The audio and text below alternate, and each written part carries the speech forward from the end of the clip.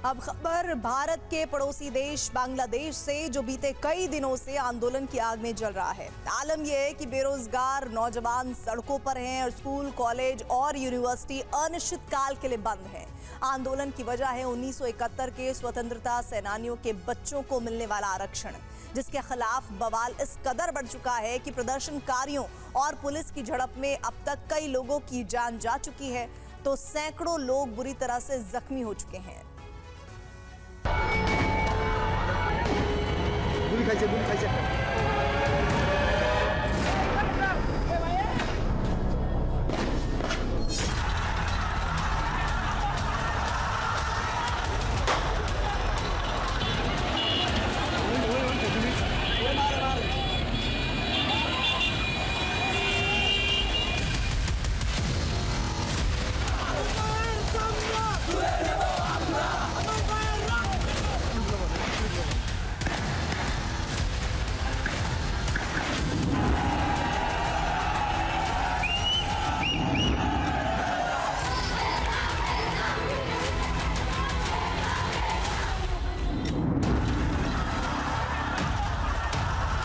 आरक्षण के विरुद्ध बांग्लादेश में गृह युद्ध की हालत है।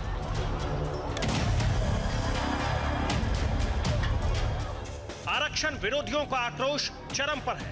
स्कूल, कॉलेज और यूनिवर्सिटी पढ़ने पढ़ाने की जगह के बजाय युद्ध के मैदान बन गए।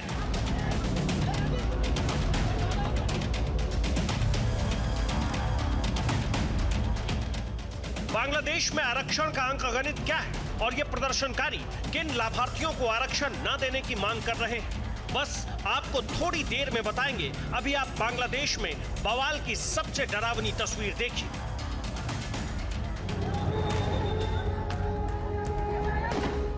ये वीडियो बांग्लादेश के एक मशहूर पत्रकार ने सोशल मीडिया पर शेयर किया है, इस दावे के साथ कि पुलिस ने पॉइंट ब्लैंक रेंज से इस निहत्थे प्रदर्शनकारी छात्र को गोली मार दी।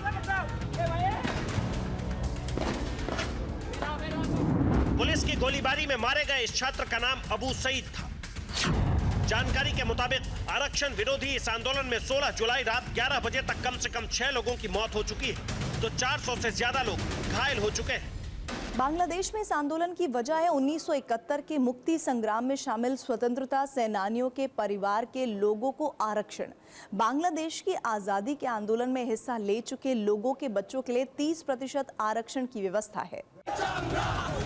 जाहिर है जो इस आरक्षण के लाभार्थी हैं वो इस व्यवस्था के समर्थक हैं, तो जिन्हें इस आरक्षण से नुकसान उठाना पड़ता है वो इसके खिलाफ है और यही तबका आंदोलन कर रहा है।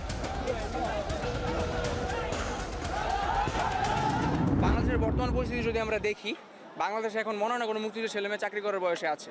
তো অলরেডি যেহেতু এক জেনারেশন সুবিধা পাইছেই, সেহেতু আমরা মনে করি নাতি নাতনিদের সুবিধা পাওয়ার দরকার আছে। কেন দরকার নাই?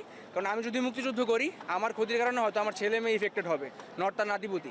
এজন্য মুক্তিযুদ্ধের একটা জেনারেশনকে যেহেতু সুবিধা দেওয়া যায় এবং যেহেতু দেওয়া হয়েছে, এজন্য আমরা এর বিরুদ্ধে প্রতিরোধ করছি, আর দেওয়া যাবে না। এবং আমরা কিন্তু কোটা সম্পূর্ণ বাদ দেওয়ার কথা বলতেছি না, আমরা বলতেছি সংস্কারের কথা। ये आरक्षण विरोधी आंदोलन की आवाज है। अब आप छात्रों के उस गुट को भी सुनिए जो सत्ताधारी अवामी लीग से जुड़ा है।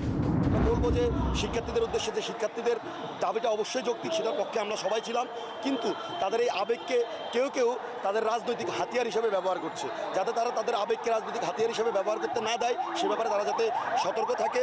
এবং একই সাথে আমরা ছাত্রলীগ আমরা সবসময় শিক্ষার্থীদের পক্ষে ছিলাম, এখনও শিক্ষার্থীদের পক্ষে।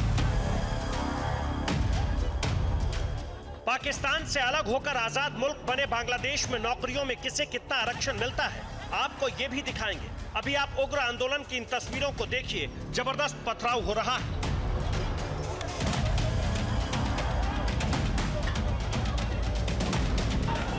ये पत्थरबाजी दो तरफा है, दोनों तरफ से इतने पत्थर चलाए गए कि सड़क पत्थरों से पट गई।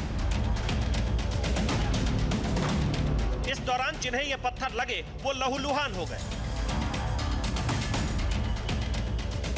पथराव पर अंकुश लगाने के लिए मौके पर मौजूद पुलिस ने कभी आंसू गैस के गोले दागे तो कभी गोलीबारी की।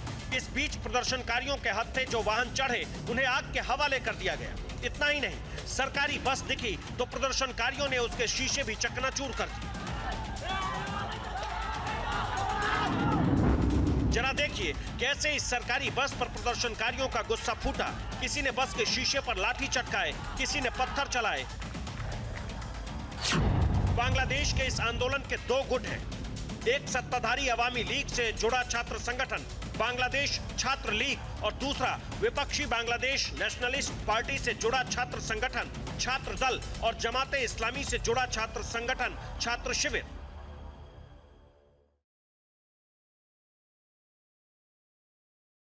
প্রতিটা হলে হলে ছাত্রলীগের যারা নেতাকর্মী আছে তাদের রুম ভাঙচুর করে সেখানে তারা হচ্ছে এই কার্যত অবস্থান নেয়। সেই পরিপ্রেক্ষিতে আমরা এখানে জমায়েত হয়েছি। দেখা যাক যে সত্যের জয় হবে। सत्ताधारी छात्र संगठन का आरोप है कि विपक्षी दलों से जुड़े छात्र संगठन आंदोलन की आग को हवा दे रहे हैं, जबकि कुछ छात्र ऐसे भी हैं जो इस आंदोलन को अपने हक की आवाज बता रहे हैं। আমরা কোটা যৌক্তিক সংস্কার চাইছিলাম, আমরা আর কিছু চাই নাই। আমি ঢাকাবাসীর পড়ালেখা করতেছি, পড়ালেখা করার পর 6 বছর পর যদি আমার কোনো জব না হয়, এই যে আমার পরিবারের ভোগান্তি, আমার ভোগান্তি সরকার নিবে, এটা কি দেশ নিবে?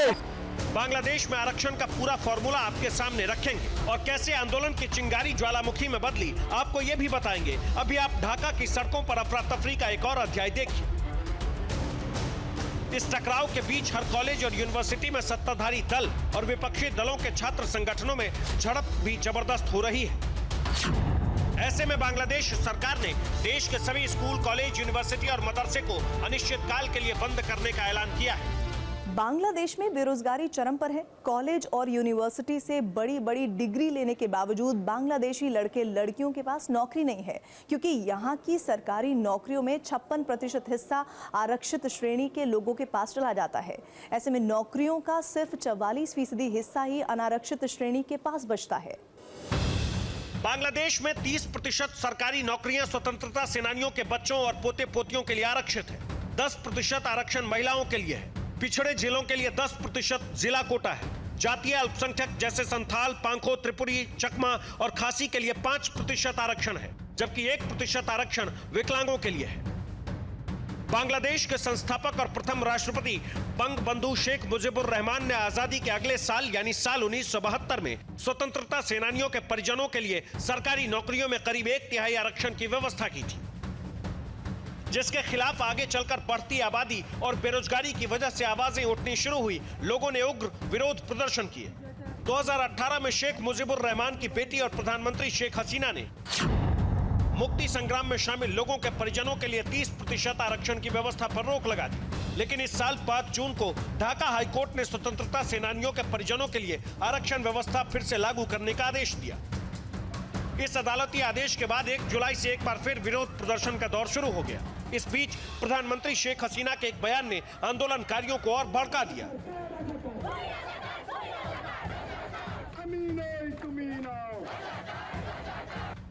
प्रधानमंत्री शेख हसीना ने कहा, अगर स्वतंत्रता सेनानियों को पोते पोतियों को आरक्षण का लाभ नहीं मिलेगा तो किसे मिलेगा? रजाकारों के पोते पोतियों को।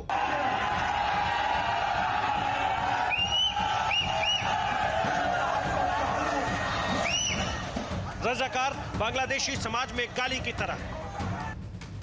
रजाकार शब्द का इस्तेमाल उन लोगों के लिए किया जाता है जिन्होंने 1971 के युद्ध में पाकिस्तानी सेना का साथ दिया था। ऐसे में अब आंदोलनकारी छात्र छात्राएं खुद को रजाकार बताने से भी गुरेज नहीं कर रहे। बांग्लादेश के बदतर होते हालात को देखते हुए 10 जुलाई को ही सुप्रीम कोर्ट ने अस्थायी तौर पर सरकारी नौकरियों में आरक्षण व्यवस्था को निलंबित कर दिया था। बावजूद इसके विरोध प्रदर्शन रुकने का नाम नहीं ले रहे।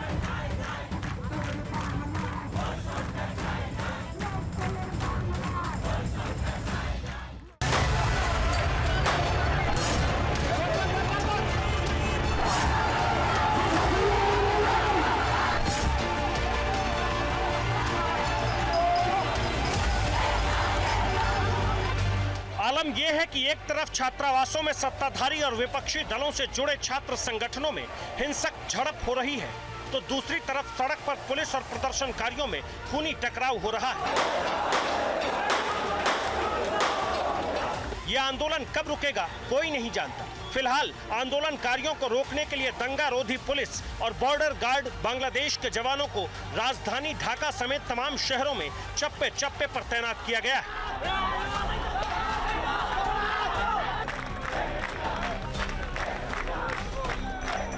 बांग्लादेश में आरक्षण के खिलाफ आंदोलन की ये आग यूं ही नहीं भड़की।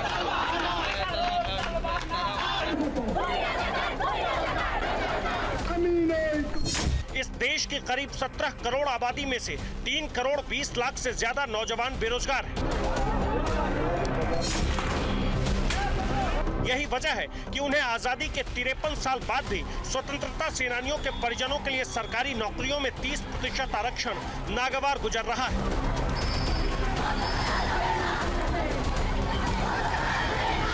बांग्लादेश में बेरोजगारी के बीच हाल के दिनों में भ्रष्टाचार के भी कई सनसनीखेज मामले सामने आए हैं। विपक्षी दलों के मुताबिक अवामी लीग की मौजूदा सरकार में बड़े पैमाने पर रिश्वतखोरी हो रही है। आरोपों के मुताबिक प्रधानमंत्री शेख हसीना के करीबी ही करोड़ों के भ्रष्टाचार में शामिल हैं। ताजा मामला प्रधानमंत्री शेख हसीना के अर्दली रहे जहांगीर आलम नाम के इस आदमी से जुड़ा है। बांग्लादेशी अखबार ढाका ट्रिब्यून के मुताबिक जहांगीर आलम प्रधानमंत्री शेख हसीना के घर पर मेहमानों को पानी देने का काम करता था, लेकिन अब उसके पास 284 करोड़ की अवैध संपत्ति होने की जानकारी सामने आई है। उसके पास एक प्राइवेट हेलीकॉप्टर भी है। वो कहीं आने जाने के लिए इसी हेलीकॉप्टर का इस्तेमाल करता था। ढाका ट्रिब्यून की रिपोर्ट के मुताबिक जहांगीर आलम पहले ही अमेरिका भाग चुका है। इस खुलासे के बाद प्रधानमंत्री हसीना ने फौरी कार्रवाई के आदेश दिए हैं। बांग्लादेश में पूर्व सेना प्रमुख, पुलिस अधिकारी, टैक्स अधिकारी और कई सरकारी कर्मचारियों के भ्रष्टाचार से जुड़े मामले सामने आए हैं। इसी फेहरिस्त में प्रधानमंत्री के नौकर का भी नाम है। नौकर के भ्रष्टाचार का पर्दाफाश होने पर खुद प्रधानमंत्री हसीना ने कहा, वो आदमी जो मेरे घर में चपरासी के रूप में काम करता था, अब उसके पास $34 मिलियन है। वो हेलीकॉप्टर के बिना नहीं चल सकता।